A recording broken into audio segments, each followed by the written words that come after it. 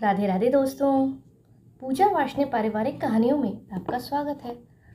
दोस्तों, रिश्ते खून से नहीं दिल से बनते हैं और कई बार हमें वही लोग आईना दिखा देते हैं जिनसे हम सबसे कम उम्मीद करते हैं। तो चलिए हम आज की कहानी शुरू करते हैं, जिसका शीर्षक है भाभी। फ़ोन की घंटी बजती है। फ़ोन मायके से नैना भाभी का था। नैना भाभी रोते हुए कहती हैं, आरती जल्दी से आ जाओ, पापा की तबीयत बहुत बिगड़ गई है। डॉक्टर ने कह दिया है अब ज़्यादा वक्त नहीं है, वो बस तुम्हारा ही नाम ले रहे हैं। आरती के हाथ कांप गए और आंसू छलक पड़े। उसने तुरंत अपने पति अनिल को फ़ोन लगाया और आरती रोते हुए अनिल से बोली, अनिल, पापा की हालत बहुत ख़राब है। भाभी कह रही हैं कि वो बस मुझे ही देखना चाहते हैं। अनिल ने फ़ोन पर अपनी पकड़ बनाते हुए कहा, आरती तुम चिंता मत करो, हम अभी निकलते हैं, मैं टिकट बुक करता हूँ। इतना सुनते ही अनिल की माँ भी कमरे से बाहर आई और बड़े प्यार से उसके सिर पर हाथ रखकर धीरज बंधाते हुए बोली, बेटा बच्चों को यहीं छोड़ दो, मैं संभाल लूँगी। तुम दोनों तुरंत निकलो, देर मत करना। अनिल ने तत्काल टिकट कराया और दोनों भागते हुए मायके पहुँच गए। जैसे ही वह दोनों घर के अंदर पहुंचे तो ऐसा लगा जैसे सब लोग उन्हीं का इंतजार कर रहे थे। दरवाजे पर नैना खड़ी थी। नैना रोते हुए बोली, दीदी पापा कल रात से पानी की एक बूंद भी नहीं पिए हैं, बस यही कहते रहे कि आरती आएगी तो उसी के हाथ से पीऊंगा। आरती की आंखें भर आईं। नैना ने गंगाजल मिलाकर कटोरी में पानी दिया। आरती ने कांपते हाथों से चम्मच उठाकर पापा के होंठों तक लगाई। गोपाल जी कमजोर आवाज में बोले, बेटा तू आ गई है तो अब मुझे चैन है। मैं तेरी ही राह देख रहा था, अब मैं शांति से जा सकता हूँ। ये सुनकर आरती का दिल टूट गया, लेकिन उसने खुद को जैसे तैसे संभाला।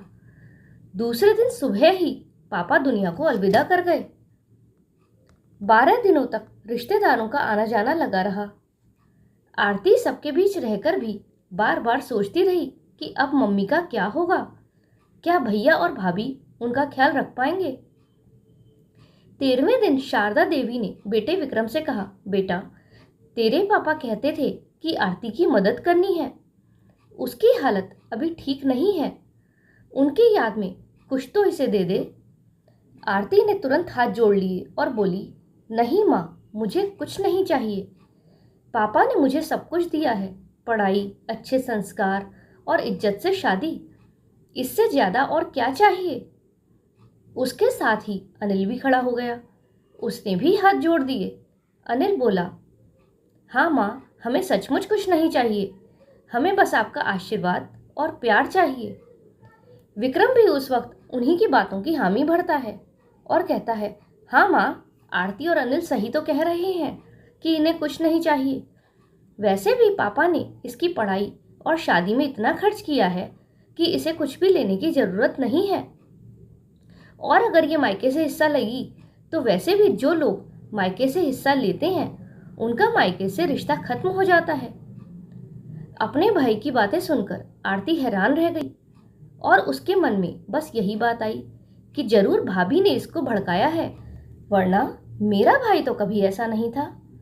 माँ ने भी अपने बेटी और दामाद का चेहरा देखा तो बेटी ने इशारों में कह दिया कि माँ कोई बात नहीं, जरूर सब कुछ भाभी का किया धरा है। लेकिन तभी चुप बैठी नैना अचानक बोल पड़ी, एक बात कहूँ विक्रम, आपने कहा कि दीदी की शादी में पापा ने बहुत खर्च किया, तो क्या हमारी शादी में पापा ने कंजूसी की थी? माँ ने ही मुझे बताया था कि जितना सोना दीदी को मिला उतना ही मुझे भी मिला, और गृहस्थी जमाने के लिए पापा ने हम पर भी उतना ही खर्च किया, बल्कि कहीं कहीं उससे कहीं ज़्यादा। मतलब पापा ने बेटे और बेटी दोनों पर बराबर खर्च किया। तो फिर क्यों कहते हो कि अब दीदी का कोई हक नहीं है? नैना ने रुककर एक बात और कही, विक्रम, पापा की अंगूठी और चेन अलमारी में रखते हुए तुमने कहा था कि ये मेरे पापा की निशानी है, मैं इन्हें कभी नहीं बेचूंगा। तो सोचो जरा, तुम्हारे पास तो मकान, दुकान और जमीन तक है, उनकी निशानी के रूप में, लेकिन दीदी के पास क्या? उनके पास तो कुछ भी नहीं है। पापा की याद में क्या है उनके पास? कुछ नहीं। अपनी पत्नी की बातें सुनकर विक्रम का चेहरा उतर गया। उसकी आंखें नम हो गईं। फिर वह पछताते हुए बोला, नैना, आज तुमने मेरी आंखें खोल दी। सच में मैंने कभी इस तरह से सोचा ही नहीं।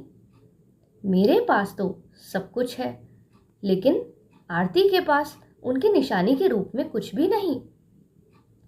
वह तुरंत उठा, अलमारी से पापा की अंगूठी और चेन निकालकर आरती के हाथ में रख दी। फिर विक्रम आरती को गले लगाते हुए बोला, आरती, ये पापा की यादें अब तेरी हैं, इन्हें हमेशा संभाल कर रखना। तब आरती ने कहा, नहीं भैया, हमें ये सब नहीं चाहिए। हमें बस आप लोगों का आशीर्वाद और प्यार चाहिए, जिससे मेरा मायका हमेशा बना रहे। आपने इतना कह दिया, मेरे लिए यही बहुत है। ऐसा कहकर वह अपने भाई और भाभी के गले लग गई और भाभी से बोली, भाभी, आप जैसी प्यारी भाभी भगवान सबको दे। ऐसा कहते हुए आरती की आंखों से आंसू बह निकले। अनिल ने भी आगे बढ़कर कहा, हाँ भैया, हमें कुछ और नहीं चाहिए। आपने जो कुछ भी दिया है वो आप वापस ले लीजिए, बस हमें आपका आशीर्वाद चाहिए। लेकिन तब भाभी ने बड़े ही प्यार से वो सारी चीजें आरती के हाथ में रखते हुए कहा, आरती, हम तुम्हें कोई सोना नहीं दे रहे, बल्कि ये तो पापा की निशानी है, जिसे तुम हमेशा संभाल कर रखना। अब आरती और अनिल मना नहीं कर पाए और उन्होंने वह सब सामान आशीर्वाद के रूप में रख लिया।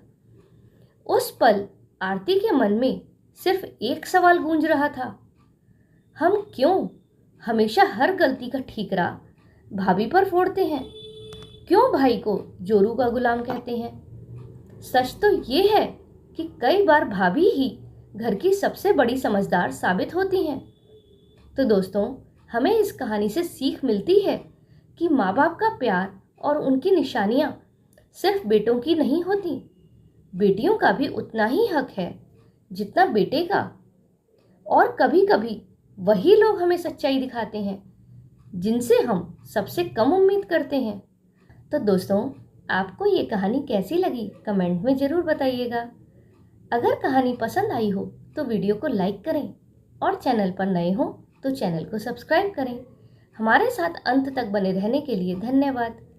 जय श्री राधे।